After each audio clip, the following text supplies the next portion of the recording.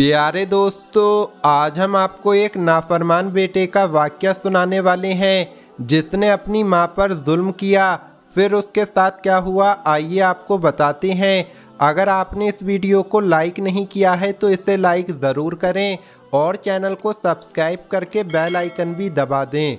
तो चलिए शुरू करते हैं। दोस्तों, कहा जाता है कि किसी गांव में एक बेवा औरत रहती थी। उसका एक बेटा था। जब वो औरत हामला थी, यानी जब उसके पेट में बच्चा था, तभी उसके शौहर का इंतकाल हो गया। शौहर के मरने के बाद बच्चा इस दुनिया में आया। उसके शौहर ने एक मकान छोड़ा था जिसमें वो औरत रहती थी। लेकिन कहा जाता है कि रखे रखे तो कुआं भी खाली हो जाता है, और ऐसा ही कुछ उस औरत के साथ हुआ। उसका शौहर जो थोड़े बहुत पैसे छोड़ गया था, वो पैसे खत्म हो गए। अब उस औरत को अपना बेटा पालना था। माँ ने बेटे के खातिर मेहनत मजदूरी करना शुरू कर दी। वो भारी भरकम सामान उठाकर एक जगह से दूसरी जगह लेकर जाती। इस तरह मेहनत मजदूरी करके वो औरत दिन भर की थकी हारी अपने घर आती और अपना और अपने बेटे का पेट पालती। लोगों ने उससे बहुत बार कहा कि तुम्हारा एक ही बेटा है, तुम अभी जवान हो, शादी कर लो। लेकिन वो औरत कहती कि मैं अपने बेटे के सिर पर सौतेले बाप को नहीं लाना चाहती, बेहतर है कि मैं सब्र कर लूं। अगर इसके सौतेले बाप ने इससे मोहब्बत ना की तो ये बात मैं बर्दाश्त नहीं कर पाऊंगी। जिंदगी गुजरती रही। बेटा माँ की मोहब्बत में पल रहा था। वो दीनदार औरत रात के एक तवील हिस्से में इबादत करती और दिन भर मेहनत मजदूरी वाला काम करती। उस माँ की मोहब्बत का सिला उस बेटे ने कभी अच्छे तरीके से नहीं दिया। वो बेटा बचपन से ही गुस्ताख, बदतमीज़ और बदजुबान था। अपनी माँ से बदतमीज़ी करता, औरत ज़ात की इज्जत नहीं करता। उसकी माँ उसको समझाती कि बेटा अपनी ज़ुबान को नर्म रखो, अपने आप को काबू में रखो। अल्लाह बहुत बड़ा है, मेहरबान है। मैं तुम्हारी माँ हूँ, तुमसे मोहब्बत करती हूँ। तुम्हारा बाप एक शरीफुन नफ्स इंसान था, तुम्हारी माँ भी ऐसी नहीं है, इसीलिए बेटा नेक रास्ते पर चलना। वो नाफरमान बेटा अपनी माँ की बात एक कान से सुनता और दूसरे कान से निकाल देता, बल्कि उसकी माँ उसे जिस काम से रोकती वो वही काम करता। माँ की नाफरमानी करने वाला वो बेटा बचपन से ही नशे की लत में लग गया और नशा करने लगा। उसके बेकार दोस्तों ने उसे बिगाड़ दिया। उन्हीं दोस्तों में से उसकी मुलाकात एक औरत से हो गई। वो औरत बहुत ही तेज तर्रार थी। उसको पता था कि ये लड़का अपनी माँ का इकलौता बेटा है और इसके विरसे में एक मकान मौजूद है। इसी लालच में उसने उस लड़के को अपने जाल में फंसाना शुरू कर दिया और कहने लगी कि तुम मुझसे शादी कर लो, देखो मैं हसीन हूँ, नौजवान हूँ, तुम्हारी हर ख्वाहिश को पूरा करूँगी। वो लड़का तो वैसे ही बिगड़ा हुआ था। उसने माँ को बताए बगैर उस औरत से निकाह कर लिया और फिर निकाह करके घर ले आया। माँ ने अचानक बेटे के साथ एक औरत को देखा। वो समझ तो गई, लेकिन उसने कहा बेटा ये कौन है?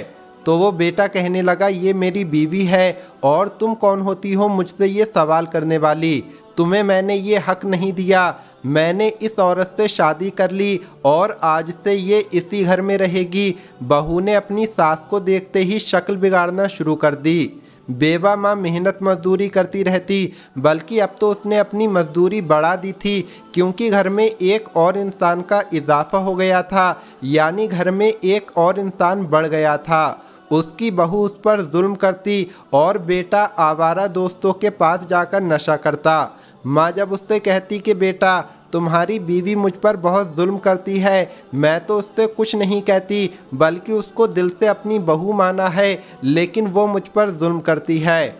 माँ की बात सुनकर बेटा माँ पर हाथ उठाता, उसको इतना मारता कि वो अधमरी हो जाती। लेकिन वो माँ थी, उसके दिल से बद्दुआ नहीं निकलती। यही दुआ निकलती कि या अल्लाह मेरे बेटे को अक्ल और समझ दे, ये अपनी आखिरत और दुनिया दोनों ख़राब कर रहा है। बीवी की बातों में आकर वो अपनी माँ को गंदी गंदी गालियाँ देता और कहता तू वो नागिन है जो जहर उगलती है। मुझे पता है तू मेरी बीवी को कोसती है, क्योंकि ये तेरी पसंद की बहू नहीं है, इसलिए तू मेरी बीवी पर जुल्म करती है और झूठ कहती है। वो बेटा कभी भी माँ की बातों पर यकीन नहीं करता। बेटे के हाथों वो माँ पहले ही तंग थी। जिस बेटे के लिए इतनी बड़ी कुर्बानी दी, उसने उसकी जवानी, उसके बुढ़ापे का कोई ख्याल नहीं किया। अपनी बीवी के साथ मिलकर अपनी माँ को नागिन कहने लगा। माँ को ये बात बर्दाश्त नहीं होती थी। वो सजदा रेज़ हो जाती और अल्लाह ताला से रहम की दुआ करती। एक दिन उस बहू ने सोचा कि क्यों ना मैं इस बुढ़िया को हमेशा हमेशा के लिए इस दुनिया से रुखसत कर दूं। यानी वो उसे जान से मारने के लिए सोचने लगी। वो दिन रात यही सोचती कि किस तरह इस बुढ़िया को मारा जाए। ये सोचते हुए एक रात उसे ये बात सूझी कि क्यों ना मैं एक सांप को इस बुढ़िया के ऊपर छोड़ दूं। और फिर उसने ऐसा ही किया। उसने सांप की टोकरी ले जाकर अपनी सास के पास रख दी। जब सांप माँ को काटता तो किसी को शक भी नहीं होता कि इसको मारा गया है। अब उसने वो सांप रख दिया, लेकिन वो सांप बजाय उस माँ को डसने के सीधे उस कमरे में चला गया जहाँ वो बेटा था। सांप ने ना बीवी को कुछ किया, ना उसकी माँ को कुछ किया, बल्कि जाकर उस नाफरमान जालिम बेटे को डस लिया। वो बेटा पानी भी नहीं मांग सका और वहीं पर तड़प तड़प कर मर गया।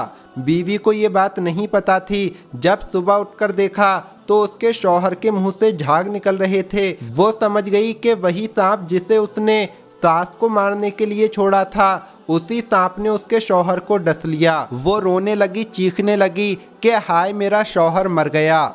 उसकी सास दौड़ती हुई कमरे में आई तो देखा कि जवान बेटा मर चुका है और पूरा नीला पड़ चुका है। ऐसी इबरतनाक हालत में दुनिया से गया कि उसके चेहरे को कोई भी नहीं देख पा रहा था।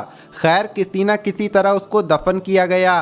तदफीन तो हो गई, लेकिन माँ के दिल को करार नहीं आ रहा था। वो बीवी जिसने अपनी सास को मारना चाहा, उसका शौहर ही इस दुनिया से चला गया। वो तो सख्ते के आलम में आ चुकी थी। दुनिया में उसको अभी रहना था और उसे दुनियावी सज़ा भुगतनी थी। उसका ज़हनी तवाज़ुन बिगड़ चुका था, यानी वो बीवी पागल हो चुकी थी। लेकिन माँ जो अपने बेटे को हरदम याद करती रहती थी, एक रात उसके ख्वाब में वो बेटा आया। उसने क्या देखा कि बेटा कमरे के वीराने में है और उस वीराने में हर जगह कांटे उगे हुए हैं और उन कांटों के दरमियान उसकी कब्र है। उसकी कब्र में आग लग रही है और वो आग बहुत ऊपर तक जा रही है। वो आग ऐसी लग रही है जो दुनियावी आग नहीं थी, बल्कि वो जहन्नम की आग थी। फिर दूसरा मंजर आया कि उसके बेटे की कब्र फटी और उस कब्र में से सांपनुमा इंसान निकला, यानी कि जिसका मुंह सांप जैसा था और उसका आधा जिस्म इंसान जैसा था। उसको आग की जंजीरों में लपेटा हुआ था और वो चीख चीख कर कह रहा था कि माँ मुझे माफ़ कर दो, मैंने तुम्हें नागिन कहा। माँ मेरी बीवी ने तुम्हें इस सांप से डसवाना चाहा, उसी सांप ने मुझे डस लिया और आज मैं खुद सांप बन गया हूँ। मुझे अज़ाबे कब्र मिल रहा है। हर रात मेरी ये हालत हो जाती है। हर रात मेरा मुंह सांप जैसा हो जाता है और मैं सांप की तरह पुकारता हूँ और फिर यही सांप मुझे मेरे पूरे जिस्म पर डसता है। माँ मुझे माफ़ कर दो, मैं तुम्हारी नाफरमानी में इस दुनिया से गया, मेरे लिए दुआएं मग़फ़िरत करो। माँ ने जब वो ख्वाब देखा तो वो घबरा कर उठ गई और उसने वुज़ू किया और अल्लाह ताला के हुजूर सजदे में गिर गई कि या अल्लाह, बेशक मेरे बेटे ने मेरे साथ गुस्ताखी की। बेशक वो मुझे सांप से मिलाता था, लेकिन मैंने उसे बद्दुआ ना दी। मैं माँ हूँ, आज अपने बेटे को इबरतनाक हालत में देख रही हूँ। मेरे बेटे पर रहम फरमा, मेरे बेटे के हाल पर रहम फरमा। माँ की दुआ ज़रूर कबूल होती, लेकिन अभी कुदरत को और इंतकाम लेना था। वो माँ है, बख्शवा ही लेगी, मना ही लेगी अल्लाह को, क्योंकि वो उसका लाल उसका बेटा था। लेकिन दोस्तों ये वाक़या सुनकर हर एक को इबरत हासिल करना चाहिए। वालिदैन की दुआ में बहुत ताकत होती है। अपने माँ बाप की इज़्ज़त करें और उनकी दुआएं लें और उनको सताकर उनकी बद्दुआ ना लें, वरना दुनिया और आखिरत दोनों में नाकामी होगी। अल्लाह पाक हमें नेक अमल करने की तौफीक अता फ़रमाए। आमीन अल्लाहुम्मा आमीन। दोस्तों ये वीडियो आपको कैसी लगी कमेंट बॉक्स में ज़रूर बताएं। इस वीडियो को लाइक और शेयर ज़रूर करें।